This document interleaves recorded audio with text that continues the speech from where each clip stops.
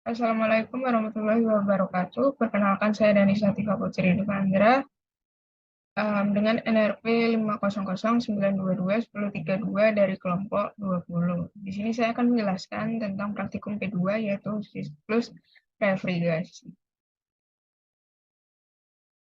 Yang pertama pada pendahuluan dilatar belakangi oleh mesin pendingin merupakan suatu bagian yang tidak dapat dilepaskan dari kemajuan teknologi saat ini. Mesin pendingin merupakan suatu bagian dari penerapan ilmu-ilmu termodinamika yang digunakan dalam berbagai bidang. Perkembangan teknologi di bidang refrigerasi terus meningkat seiring dengan meningkatnya jumlah kebutuhan manusia. Dahulu, teknologi refrigerasi hanya digunakan untuk mengawetkan makanan. Namun kini teknologi di bidang refrigerasi telah digunakan untuk kenyamanan manusia dan sebagai pendingin ruangan dan kendaraan atau air conditioner. Refrigerasi adalah proses penurunan temperatur dari suatu zat hingga temperatur zat tersebut lebih rendah dari temperatur lingkungannya, di mana refrigerasi ini bekerja dengan membentuk suatu siklus. Refrigerasi mempunyai hubungan yang erat dengan pendinginan, di mana pendingin tersebut dapat diartikan sebagai proses pelepasan kalor dari suatu zat yang akan diinginkan. Beban pendingin adalah jumlah panas yang dipindahkan oleh sistem pengkondisian udara setiap waktu. Beban pendingin terdiri atas panas yang berasal dari ruang dan tambahan panas. Pendingin dilakukan sesuai dengan tujuan masing-masing orang yang akan melakukan proses pendinginan tersebut. Namun, secara umum, pendinginan bertujuan untuk membuang panas dari suatu zat sehingga temperaturnya menjadi lebih rendah, mengubah wujud suatu zat seperti mengubah air menjadi es, serta mempertahankan temperatur dari zat tersebut. Oleh karena itu, dilakukan praktikum termodinamika dengan topik siklus refrigerasi yang memiliki tujuan untuk memahami proses atau siklus termodinamika pada mesin refrigerasi dapat terjadi dan kinerja mesin refrigerasi.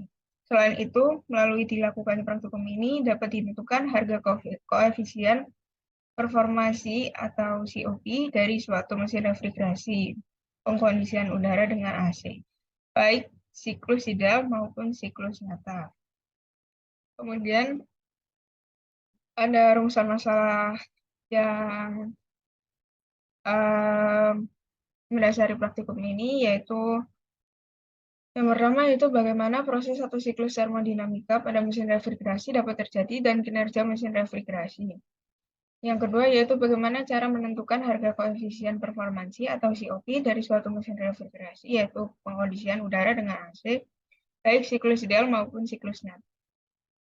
Dan tujuan dari praktikum ini yaitu untuk memahami proses atau siklus termodinamika pada mesin refrigerasi dan kinerja mesin refrigerasi, menunjukkan harga koefisien performansi atau COP dari suatu mesin refrigerasi, baik siklus ideal maupun siklusnya.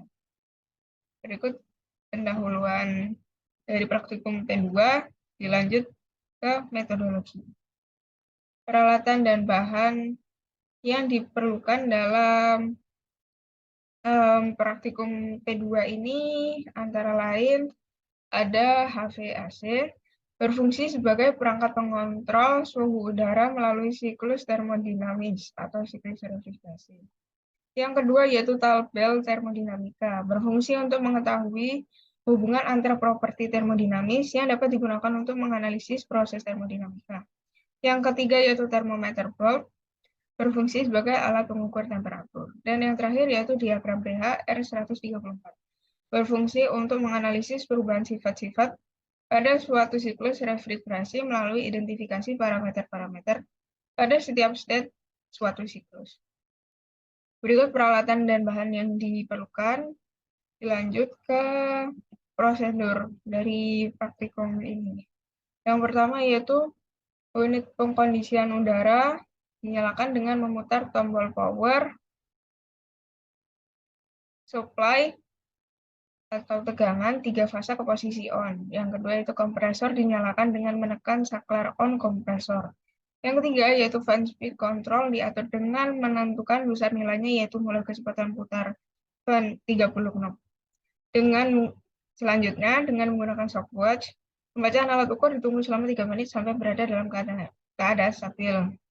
Selanjutnya, nilai yang ditunjukkan oleh alat pressure gauge diamati pada kondensor dan evaporator. Yang keenam, hasil pembacaan yang ada di pressure gauge, kondensor, dan evaporator dicatat. Dan yang terakhir, yaitu langkah ketiga sampai ke-6 diulangi dengan mengubah fan speed control, yaitu dengan 5 variasi fan speed, yaitu 30, 40, 50, 60, dan 70.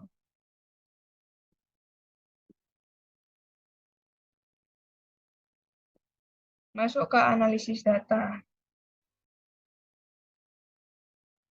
Jadi pada analisis data ini kita melakukan praktikum yang dilakukan dan mendapatkan data.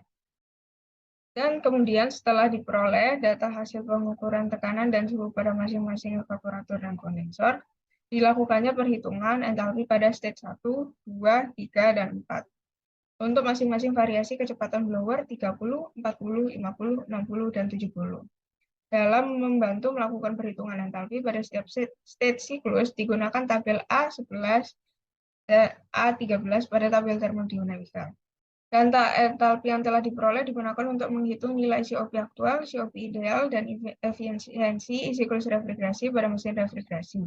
Besarnya kalor yang termanfaatkan dinyatakan dengan QL, yaitu besarnya kalor yang diserap dari ruangan atau benda yang diinginkan. Berdasarkan definisi tersebut, maka koefisien performansi untuk siklus refrigerasi ideal dapat dihitung melalui persamaan berikut, yaitu COP ideal sama dengan T evaporator per T kondensor min T evaporator.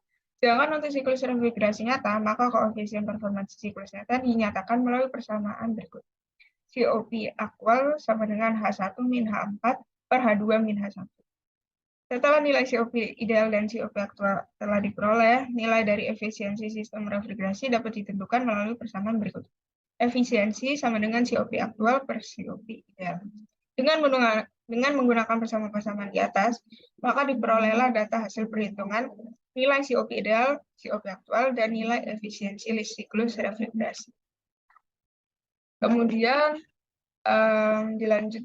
dilanjut oleh pembahasan. Jadi pembahasan ini membahas praktikum termodinamika yang berjudul siklus refrigerasi ini berhubungan dengan proses refrigerasi suatu siklus pendinginan. Adapun praktikum ini memiliki tujuan untuk memahami proses satu siklus termodinamika pada mesin refrigerasi dan kinerja mesin refrigerasi, dan menentukan harga koefisien performansi atau COP dari suatu mesin refrigerasi, baik siklus ideal maupun siklus nyata. Variabel bebas yang dianalisis dalam praktikum ini yaitu kecepatan blower, suhu dan tekanan pada evaporator dan kondensor. Pengambilan data yang dilakukan adalah pengukuran suhu dan tekanan pada AC lab unit. Untuk pengukuran suhu digunakan termometer probe untuk mengatur suhu pada kondensor dan evaporator. Sedangkan untuk pengukuran tekanan dilakukan pengamatan pada masing-masing pressure gauge yang terdapat pada evaporator dan kondensor. Prinsip siklus refrigerasi yaitu mengubah suhu ruangan menggunakan fluida kerja melalui 4 tahap, yakni kompresi, kondensi, ekspansi, dan evaporasi. Pada evaporator, perubahan fase cair uap akibat perpindahan panas, kemudian refrigeran dikompresi secara adiabatik dari fase cair uap ke uap jenuh dan terjadi peningkatan suhu dan tekanan. Refrigeran kemudian berubah dari fase uap jenuh ke air jenuh di kondensor. Refrigeran kemudian mengalami ekspansi secara isoentalpi pada katup ekspansi sehingga terjadi penurunan suhu dan tekanan. Dalam praktikum siklus refrigerasi ini dianalisis nilai dari setiap entalpi masing-masing stage siklus. Pada siklus stage 1 menuju stage 2 terjadi proses isentropik sehingga entropi pada stage 1 dan stage 2 diasumsikan sama. Maka entalpi dapat ditentukan berdasarkan nilai entropi tersebut.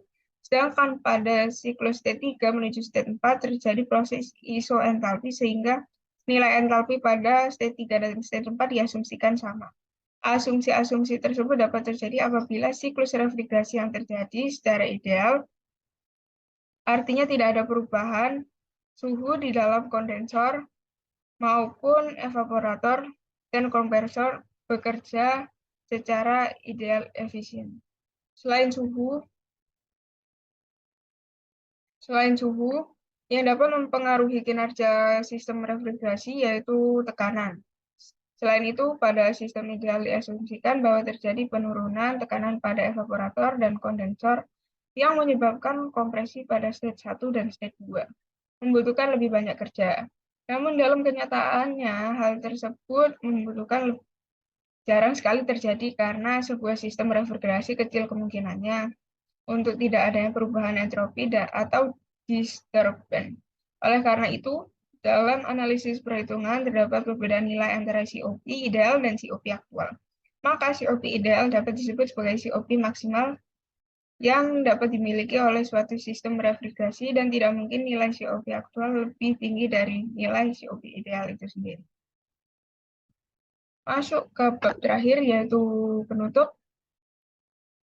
Jadi dari kesimpulan yang saya dapat dari melakukan praktikum ini yaitu pertama, kinerja siklus termodinamika pada mesin refrigerasi dapat dipengaruhi oleh beberapa faktor, yaitu faktor suhu, tekanan, dan faktor lainnya.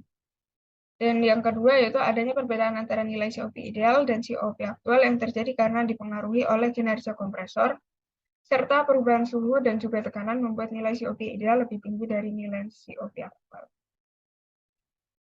Ada pula saran, yaitu untuk kedepannya bisa disediakan alat atau fasilitas yang memadai sehingga dapat memberi gambaran yang lebih detail kepada praktikan.